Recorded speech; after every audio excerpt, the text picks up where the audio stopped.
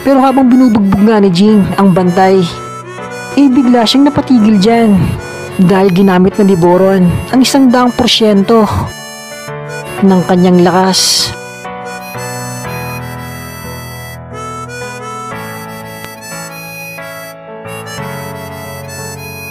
At sa isang iglap nga, nawala na siya sa harap ni Jimprix at nasa itaas na siya para bumayo ng sobrang lakas. Pero si Jing nga, bigla rin nawala dyan, pero wasak nga ang tinamaan ni Boron.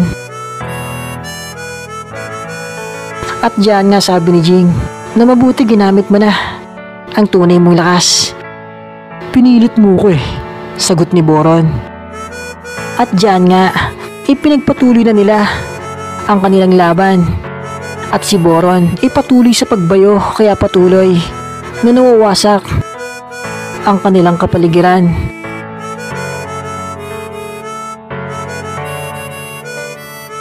At sabi nga ni Jing, sa paggamit nga daw ng halimaw na ito sa kanyang 100% na lakas, lalo rin daw ito naging mas agresibo sa pag-atake. At habang nag-iisip nga dyan ang alamat na Hunter, nandiyan na naman si Boron para bumayo. Kaya umilag agad si Jimprix. Pero sa pag-ilag nga niya, nandiyan na agad ang bantay. Kaya si Jing lumipat agad sa likod niyan para kumounter. Pero sa pag-switch nga niya sa likod ng bantay, alam din yan na nasa likod na ang Hunter. Pero si Jing nga, alam din na alam na ni Boron na nasa likod na siya.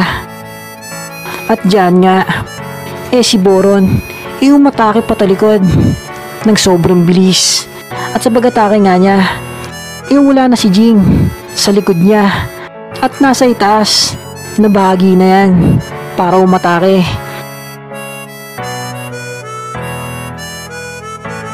At sa pool nga dyan si Boron. Pero ang bantay biglang umiti dyan dahil sa pagtama sa kanya ng atake ng Hunter. Bigla niyang dinakot yan at hinampas ng sobrang lakas. Kaya baon ang alamat na Hunter sa kalupaan. At pagkatapos nga niyan, bumangon na si Jing at sabi niya na nadali nga daw siya ng bantay